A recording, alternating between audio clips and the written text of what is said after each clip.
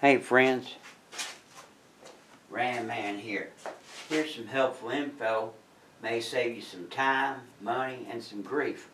Hey, I'm getting ready to send down a couple of sets of hubs. This first set's going to Tim. He's got him a 2007 GMC 2500.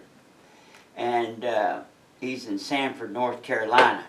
And he's just excited as can be to get his set of hubs. So here we go. Got these two factory hubs for his buggy, which we machine take these external lockers. Of course, I made a lot of videos. We only ship these Timken hubs. Timken's the only thing that we use. And of course, the splines have been removed and we've got these bearings inserted. These great big old heavy duty bearings from Japan, and of course it comes with two shafts. And just doing a final check. Wow, look at that. That's a great fit. So what comes in these is of course your two hubs and your two shafts. There we go. And this other set, well, shit, it just happens to be a 2007 too, going to Woodbine, New Jersey. Oh, Matt up there, 6.0 gas. So,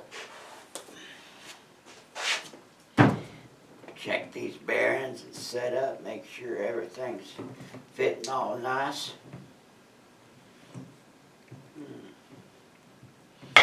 There we go. Bad boy, he just didn't want to line up. There he goes. And so you're just yanking your old hubs off, and there we go. Putting your new ones on. Here's what people don't understand about the modern vehicles since the early 90s. Look here.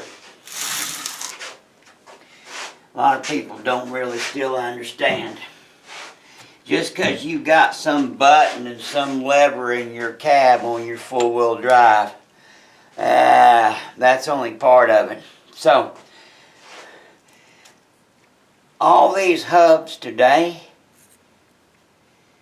since the 90s, are splined hubs. This is a unit bearing design. You see this on trucks, cars, and everything else. Most of you never thought about it. Inside this spline hub goes a shaft. And these shafts, since the 90s, basically have splines on them. Now, if you don't understand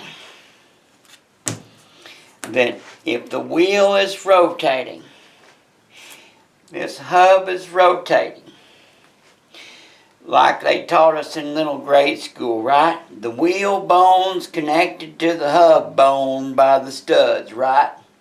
And the hub is connected to the shaft by the spline bone. No. So, if you don't understand that if the wheel is turning, then this outer shaft, U-joint, CV shaft, whatever you have is going to be spinning also.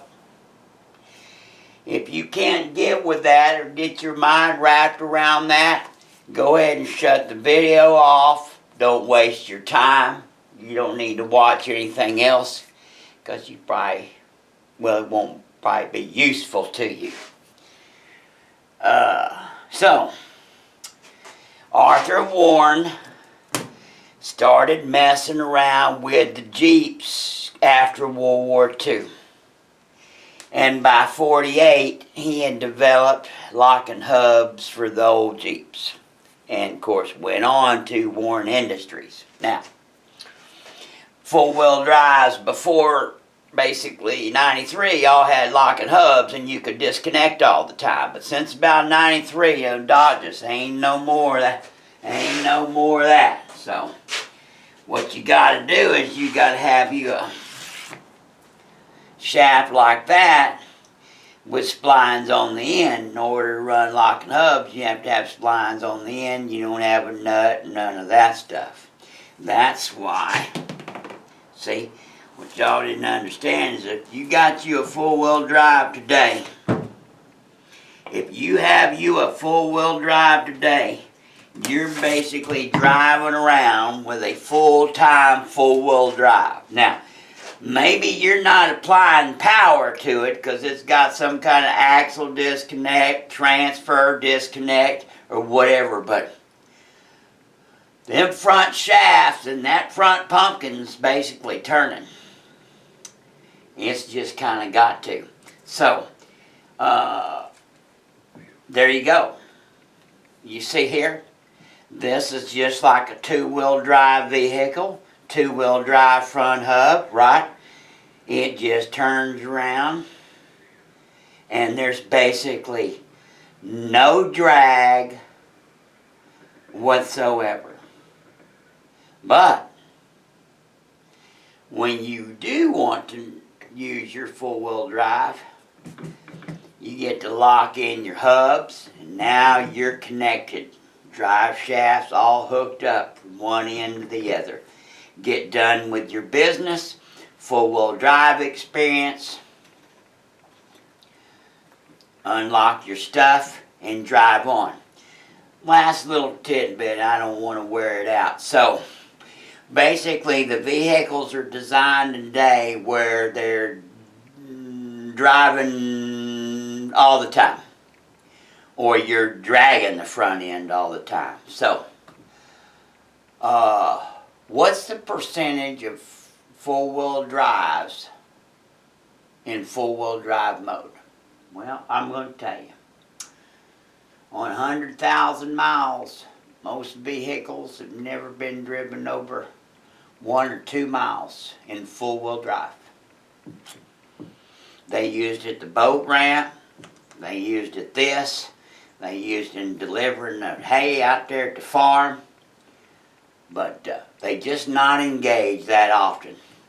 They're just nice to have when you need to get out though. And you shouldn't be penalized for driving around all the time with that spline shift and dragging it. It's kind of like hauling you a 5x8 trailer behind you with a bunch of gas cans in it. In case you ever run out of gas, you got some right there.